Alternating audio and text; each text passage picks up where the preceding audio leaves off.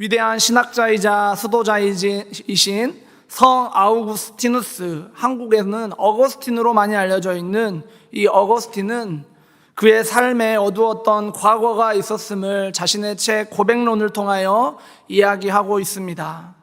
젊은 시절 그는 노예 출신의 여자와 동거하다 사생활을 낳았습니다. 또한 진리를 탐구하여 철학에 집중하다 이 진리가 마니교라고 하는 종교에 있을 거라고 생각하여 이 마니교에 9년이나 열렬한 신자로서 있었습니다. 그러다가 그가 9년이라는 시간 동안에 있었는데 이 마니교에서 진리를 찾을 수 없게 되자 허탈감을 느꼈습니다. 그래서 그는 회의주의에 빠지기도 했습니다. 그러다 그의 인생의 터닝포인트를 경험하게 되었는데 암브로시오 주교라는 사람을 만나면서 그의 설교를 경청하곤 했습니다. 그 이유는 그가 하나님을 만나고 싶어서 이 설교를 들은 것이 아니라 단순히 그가 말을 너무 잘했기 때문에 들었다고 합니다.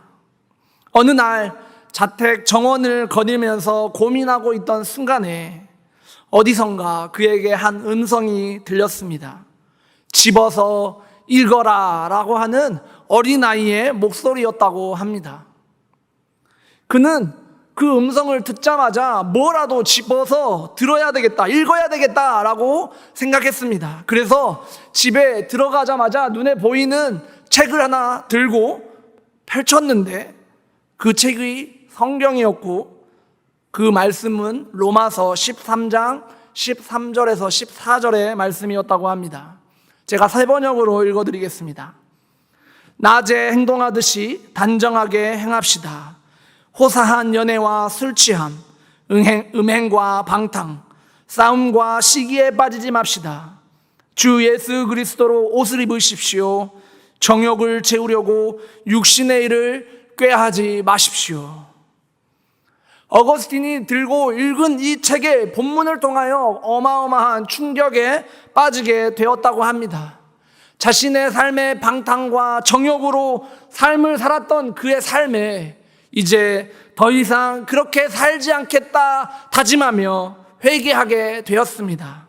그리고 그는 그 주교에게 가서 내가 세례를 받겠노라 말합니다. 그의 나이 32살이었습니다. 이후에 그는 변화되어 지금까지도 존경받는 위대한 수도사이자 신학자 그리스도인으로서 우리는 알게 되었고 또 살아가게 되었습니다. 이 어거스틴이 보았다는 이 로마서를 집필한 바울 역시도 아주 큰 변화를 얻게 되었다는 것을 우리 모두가 알고 있습니다. 예루살렘에 박해가 있었고 사울은 그 박해를 하던 사람이었습니다. 그리고 그날도 역시 예수를 그리스도로 믿는 모든 사람, 남자나 여자나 가리지 않고 그가 붙잡아 예루살렘에 끌고 가려고 했습니다. 그런데 그날 하늘에 환한 빛이 그를 비춥니다. 그 빛이 바울에게 말합니다. 사도행전 9장 4에서 5절입니다. 그는 땅에 엎어졌다. 그리고는 그에게 사울아 사울아 내가 왜 나를 핍박하느냐 하는 음성을 들었다. 그래서 그가 주님 누구십니까 하고 물으니 나는 내가 핍박하는 예수다 말하였다. 그는 그 일을 통하여 예수가 하나님의 아들이라는 사실을 알게 되었습니다. 그리고 박해했던 사람으로서 벗어나 이제 예수를 그리스도라 선포하는 사람이 되었습니다. 얼마나 큰 변화였는지 그리스도인도 유대인도 그 누구도 믿지 못했습니다.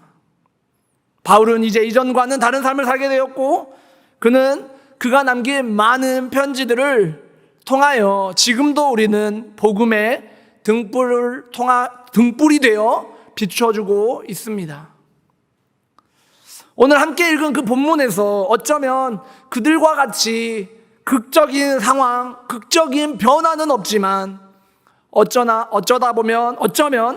그러한 극적인 상황보다 더욱더 더 멋쩍은 상황을 그려내고 있습니다.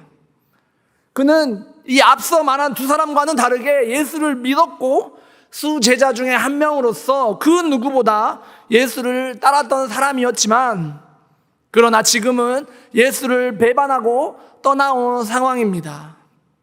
예수를 만나는 것이 아주 불편한 상황일 것입니다. 그래서 그에게는 죄의식이 가득했을 것입니다. 또 한편으로는 항변하는 마음도 있었을 거예요. 아니 주님, 내가 어쩔 수가 없었잖아요. 나의 상황 아시죠? 그는 아무튼 만날 준비가 아직 되어 있지 않습니다. 그러나 예수님께서는 이미 제자들에게 3번이나 나타나셨고 베드로에게는 이제 더 이상 물러설 곳이 없습니다. 주님과 어떤 대화를 하긴 해야 합니다. 그가 자신의 생각을 좀 정리해 보려고, 어쩌면 우리가 저번 주에 함께 읽었던 본문에서 베드로가 먼저 우리 물고기 잡으러 가자 했을지 모릅니다. 그의 머리가 아마 아주 미어 터질 것입니다. 우리도 그렇지 않습니까? 내가 어떤 실수를 했습니다. 여러분들 한번 실수를 했다고 생각해 봅시다. 그런데 그 실수를 상대방이 지금 알고 있어요. 혹은 이제 알아차릴 것 같아요. 그러면 여러분들 어떤 생각이 듭니까? 말해야 되나? 말해야 되나? 혹은 그 사람이 알고 있다면 내가 미안하다고 말을 해야 되나? 어떤 생각이든 아마 생각이 듭니다. 상대방이 어떤 반응을 할지 모르니 등에는 식은땀만 줄줄 흐르고, 그 사람을 만날 때마다 내가 그 이야기를 지금 해야 되는지 말아야 되는지, 꺼내야 되는지 말아야 되는지 고민이 될 것입니다. 베드로도 아마 그랬을 것입니다. 예수님이 오셨을 때는 그 누구보다 먼저 만나러 갔지만, 그러나 어떠한 말도 하지 못합니다. 그런데 예수님께서 이제 베드로에게 먼저 다가가 말씀하셨습니다. 내가 이 사람들보다 나를 더 사랑하느냐? 이 질문은 어쩌면 예수님께서 베드로의 사랑을 다른 제자들의 사랑과 구별하기 위해서 하신 질문은 아니실 것입니다. 베드로가 다른 제자들보다 더 확고하게 이미 예수님에 대한 자신의 충성을 드러내기 위해 단언했던 말이 아마 기억날 것입니다. 예수님께서 자신의 죽음에 대해서 예언하셨을 때에 베드로는 확신을 가지고 말했습니다. 마태복음 26장 33절의 말씀입니다. 예수님, 비록 모든 사람은 다 주님을 버릴지라도 나는 절대로 주님을 버리지 않겠습니다. 지키지 못하고 깨져버린 고백을 예수님께서는 다시 한번 기억나게 하십니다. 이러한 고백을 진짜로 할 준비가 되어 있는지 질문을 던지시는 겁니다. 베드로는 주님의 말씀에 이제 고백합니다. 주님, 그렇습니다. 베드로가 수많은 고민과 질문과 생각을 단 한마디로 끝내버립니다. 주님, 그렇습니다. 하나님은 먼저 다가오시는 분이십니다. 어거스틴에게도, 바울에게도, 베드로에게도, 그리고 우리들에게도 하나님은 먼저 다가오십니다. 이것이 우리 기독교의 진리입니다. 우리의 머리를 맑게 해주십니다. 진흙탕같이 더러워진 우리의 마음과 생각, 죄성을 깨끗하게 하시고 어떠한 질문도 생각하지 못하게 만드시는 분이 바로 하나님이십니다. 우리를 만나주심으로 우리의 수만 가지의 고민을 날려버리십니다. 주님을 만나기 전까지 우리는 무엇을 먹을까, 무엇을 마실까, 무엇을 입을까 고민했다면 이제 주님을 만남으로 그러한 고민은 사라집니다. 우리는 주님께 대답할 시간만 남아있는 것입니다. 나에게 사랑을 하느냐라는 질문에 주님, 그렇습니다. 우리는 대답할 준비만 되어 있으면 됩니다. 그런데요, 그러한 상황들이 어떤 특별하고 특정한 상황에만 일어나는 것이 아닙니다. 지금 어떠한 상황이죠? 예수님께서 음식을 준비해 주신 상황입니다. 다시 말하면 만나고 대화하고 어쩌면 정말 평범한 상황들이 모든 것을 변화시키는 첫 단추임을 우리는 알게 됩니다. 심리학자이자 행복에 대해서 연구하고 있는 권위자 서은국 교수님은 사람은 어디서 가장 행복을 느끼는가 하는 질문에 다른 사람을 만날 때다라고 답했습니다.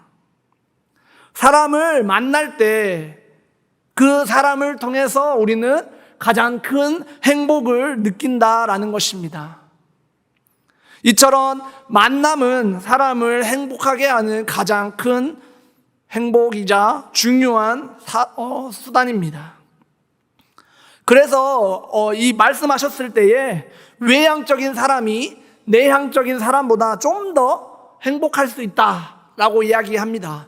오늘 1, 2, 3부 때 목사님께서 MBTI라는 걸 보여주셨죠? 기억나시나요? 네, 거기에서 내향적인 사람, 외향적인 사람 이렇게 구분을 지었었는데 외향적인 사람, 사람을 좀 더 많이 만나는 사람이 다른 사람들보다 행복도가 조금 더 높대요. 왜 그러냐? 사람을 많이 만나서 그렇습니다. 그런데 그러면 내향적인 사람은 안 행복한가요? 그건 아니래요. 왜? 내향적인 사람도 외향적인 사람들만큼 이 빈도수, 사람을 만나는 빈도수는 적지만 한 명을 만날 때 더 큰 행복을 느낀다고 해요. 다시 말하면 무슨 말입니까? 결국에는 외향적인 사람이든 내향적인 사람이든 사람을 통해 힘을 얻든 안 얻든 결국 사람을 만나면 행복하게 된다라는 것입니다. 우리에게 만남은 중요한 것입니다. 어떤 사람은 이 사랑의 반대말이 무관심이라고 말합니다. 교류가 없으면 소외되고 소외가 되면 관심이 없어지고 관심이 없어진 사람은 자신이 불행하다 느낀다는 것입니다. 주님께서는 이 무관심 속에 소외되어 있는 우리들의 마음을 만나주심으로 닫혀있던 마음을 열어주시고 그로 인해 사람을 만나는 것과는 차원이 다른 행복을 우리에게 느끼게 하십니다. 베드로도 그렇습니다. 예수님을 만남으로 모든 것을 버리고 예수 그리스도를 통한 만남을 시작했습니다. 수많은 사람들을 만나고 거기에서 하나님의 나라를 보았을 것입니다. 그래서 마태복음에 나왔던 말씀처럼 절대로 이전의 삶으로 돌아가지 않겠노라, 그 누구도 예수를 버리더라도 나는 절대 버리지 않겠노라 다짐했을 것입니다. 그러다 예수님께서 십자가에 못 박히시자 모든 만남을 단절했습니다. 예수님께서 부활하셨고 제자들을 만났지만 그는 만나지 않았습니다. 그 누구도 제대로 만나지 못하고 집중하지 못했습니다. 자신의 이 불안함을 떨어뜨릴 수 없는 베드로의 그 마음, 어쩌면 예수께서 이제 나에게 관심을 주지 않지 않으실까, 나에게 무관심으로 반응하지 않으실까 생각하지 않았을까요? 그러나 주님께서는 3번이나 베드로에게 질문하십니다. 너는 나를 사랑하느냐? 어쩌면 그 말에 저는 이러한 속 내용이 숨겨 있는 것은 아닐까 생각해 봅니다. 나는 너를 잊지 않았어. 나는 너에게 관심이 너무나도 많단다. 그리고 너와 만날 때 행복해. 너도 나의 만남이 소중하니? 예수님께서는 이제 우리에게 말씀하고 계십니다. 내 어린 양 떼를 먹여라 라고 말합니다. 예수님께서 이 베드로를 만나주신 것처럼 이제 다른 사람을 만나라는 것입니다. 여기서 우리가 오해해서 안 되는 한 포인트가 있습니다. 내 양이 아닙니다. 한국말로는 내와 내가 비슷한 말이기 때문에 사람들이 오해하실 수도 있겠다는 생각이 듭니다. 내 양을 만나라는 것이 아닙니다. 이 뜻을 온전하게 베드로전서 5장 2절에서 3절에 나와 있다고 생각합니다. 함께 좀 봤으면 좋겠어서 제가 말씀을 준비했습니다. 세번역으로 함께 읽어보도록 하겠습니다. 여러분 가운데 있는 하나님의 양떼를 먹이십시오. 억지로 할 것이 아니라 하나님의 뜻을 따라 자진하여 하고 더러운 이익을 탐하여 할 것이 아니라 기쁜 마음으로 하십시오. 여러분은 여러분이 맡은 사람들을 지배하려고 하지 말고 양떼의 모범이 되십시오. 아멘.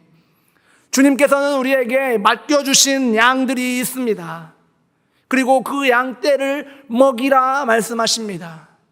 그 양떼를 먹이는 것은 오늘 3절에 나와 있는 것처럼 모범이 되는 것입니다. 지배하는 것이 아니라는 것입니다. 마치 내 양인 양, 그 사람이 내 것인 양, 내가 지배하고 억압하는 것이 아니라 보여주는 것입니다. 내가 그 사랑을 보여주고 만남으로 이제 그 사람에게 모범이 되어 그 양떼를 먹이게 되는 것입니다. 하나님의 뜻에 따라 살고 기쁜 마음으로 그들과 함께 있는 것이 바로 하나님의 양떼를 먹이는 것입니다. 그런 의미에서 예수님의 별명을 한번 생각해 봅니다. 성경에서는 예수님을 먹고 마시기를 즐겨하는 자라고 사람들이 비난했습니다. 어쩌면 이것이 우리의 별칭이 되어야 하지 않을까요? 주님께서 본을 보여주셨고 그 본대로 우리에게 살라고 말씀하셨으니 우리의 별명은 이제 먹고 마시는 자가 되어야 하지 않겠습니까? 교회는 가르칠 교와 모일 회라는 한자가 붙어 우리가 교회라고 말합니다. 교회는 가르치고 모이는 곳입니다. 모임에는 만나서 함께 음식을 먹고 나눔이 있어야 합니다. 많은 교회들이 그런데 이 가치를 잃어버렸습니다. 더 이상 함께 음식을 먹고 나누지 않습니다. 더 이상 자신의 삶을 나누지 않습니다. 그것이 교회를 넘어 자신의 가정까지 들어갑니다. 그래서 더 이상 가정과도 이야기하지 않습니다.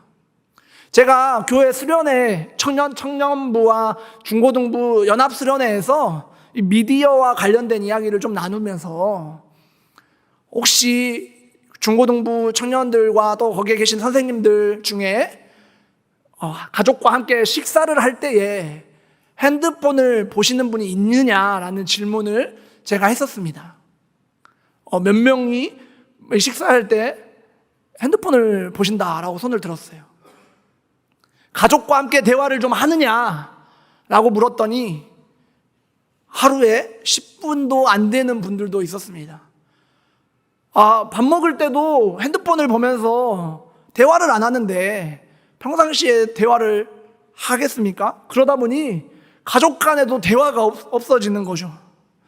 이것이 비단 가족의 문제일까요? 그렇지 않습니다.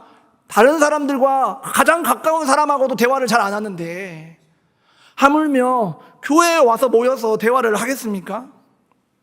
더 이상 사람들과 대화를 하지 않게 되었어요. 왜냐하면 그것이 어쩌면 나에게 피해가 주는 일로 올 때가 있기 때문은 아닐까 생각됩니다. 분명히 비밀로 해달라고 내가 내 삶을 나누면서 기도 제목으로 내놨는데 어느 순간 나도 모르는 사람이 와서 그 이야기를 하고 있는 상황들을 우리들이 경험한다는 것입니다.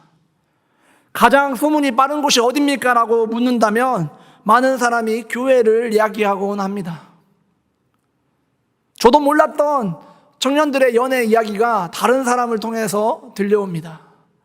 목사님 혹시 이야기 들으셨어요? 무슨 이야기? 누구랑 사귄대요.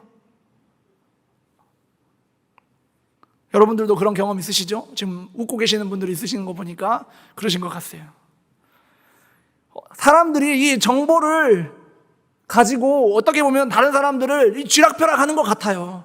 내가 그러고 알고 있어. 내가 너에 대해서 그거 알고 있어.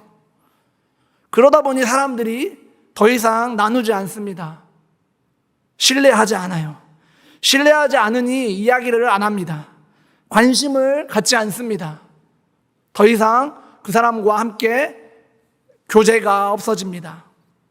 신뢰가 없고 교제가 없는, 다시 말하면 행복함이 없는 교회 생활이 지겹기만 해요. 또 교회 가야 돼? 하나님께서 맡기신 양떼를 우리는 스스로 잡아먹고 양떼를 풀어줍니다. 제 갈 길로 가시오 하고 풀어줘요. 감사하게도 우리 신앙교회는 이 풍성한 삶을 나누려고 많은 노력들을 하고 있습니다. 청년부에서도 풍성한 삶의 초대를 가지고 청년들과 함께 만나고 시간을 쏟고 나누며 음식을 함께 또 나누고 이야기를 나눕니다. 처음에는 많은 청년들이 조금 힘들어했어요. 아니 왜 또 이거 해야 되냐고, 시간 내야 되냐고, 와야 되냐고, 만나야 되냐고 정말 불평이 좀 있었습니다. 그런데 첫 시간부터 울고불고 난리도 아니었습니다. 서로 공감해주고 아픔을 어루만져 주었습니다. 알고 지낸 지는 오래됐는데 알고 보니 그 사람을 너무 몰랐다라는 이야기도 많았습니다. 먹고 나누고 만나면서 하나님과 함께 나누는 기쁨을 알게 되었어요. 그래서 이제 청년들은 자신들을 나눔 중독자라고 이야기합니다. 풍삼초를 하면서 청년들이 느꼈던 감정에 대해서 피드백을 좀 해달라고 나눈 적이 있는데 오늘 그 피드백 중 2명의 청년들의 이야기를 한번 나눠보려고 합니다. 한 청년의 이야기입니다. 내 마음속 깊은 아픔은 공동체에 굳이 나눌 필요가 없다고 생각했습니다. 타인에게 내 아픔을 나누고 싶지 않았고 나눈다고 해도 내 아픔은 줄어들지 않을 텐데 굳이 이야기할 이유는 없다고 생각했기 때문입니다. 하지만 풍삼초 교육을 하면서 그런 생각이 깨졌습니다. 부끄러워서 수치라고 생각해서 입 밖으로 선뜻 꺼내지 못했던 내 깊은 마음을 나누고 나니 응어리지던 아픔이 풀어지는 느낌을 들었습니다. 공동체는 나에게 즐거움만 주는 존재라고 생각했고 그거면 충분하다고 생각했는데 아픔을 나누면서 위로도 줄 수 있다는 것을 교육을 통해 배웠습니다. 원래 타인에 대한 기대가 없고 그래서 실망도 안 하는 사람이라고 하곤 했는데 사실은 내 안에 사랑이 없었음을 알게 되었습니다. 공동체를 통해서 위로와 사랑을 받을 수 있고 그게 나에게 꽤나 큰 힘이 된다는 것을 깨닫게 되었습니다. 또 다른 청년입니다. 나는 보여지는 모습에 민감해서 부족했던 나의 신앙을 드러내지 않았고 또 인정도 하지 않았습니다. 이 정도면 이렇게 열심히만 하면 하나님과의 교제가 잘 이루어지고 있다고 마음을 생각했었습니다. 그런데 교육을 통해서 느낀 것은 풍성한 삶을 나누는 것이 기쁨이 된다는 것입니다. 전의 모습은 형식적으로 나눔을 하곤 했지만 이제는 내 안에 있는 마음들을 나누고 싶다라는 생각이 들었습니다. 어떠십니까? 두 청년의 이야기를 들어보시고 어떤 마음이 드십니까? 저는 이 이야기를 정리하면서 오늘 설교 가운데 실을 생각을 할 때 제 마음 가운데 그런 마음이 들었어요. 나눔은 이만큼 소중하구나. 왜 예수님께서 우리들과 서로 교제하며 모이라고 말씀하셨는지 알 것 같다. 그래서 오늘 설교 제목을 뭘로 할까 고민을 하다가 오늘 제가 이렇게 정했습니다. 먹이라, 만나라. 여러분들 함께 먹고 나누십시오. 그리고 만나십시오. 베드로가 가지고 있던 아픔과 좌절, 불안함 등을 주님께서는 새롭게 하시어 즐거움과 기쁨으로 바꾸어 주셨습니다. 이제 더 이상 베드로는 똑같은 잘못을 반복하지 않을 것입니다. 이제 주님만으로 충분하기 때문입니다. 신앙교회 성도 여러분, 함께 모이기를 힘씁시다. 그것이 바로 교회입니다. 젊었을 때를 생각해 보십시오. 우리가 젊었을 때 얼마나 많이 교회에 왔습니까? 저 역시도 교회에 살았습니다.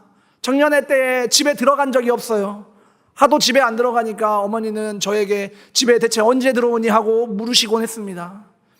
매일매일 모여서 집에 가는 것보다 더 행복한 것이 바로 교회 생활이었어요. 여러분들에게도 그러한 생활이 있었을 것이라 생각됩니다. 그런데 어느 순간부터 교회에 가는 것이 불편해져요. 불안해져요. 아까워요. 왜 그럴까요? 더 이상 그 안에서 행복을 얻었다는 그 사실을 잃어버렸지는 않았을까? 잊지는 않았을까 생각됩니다.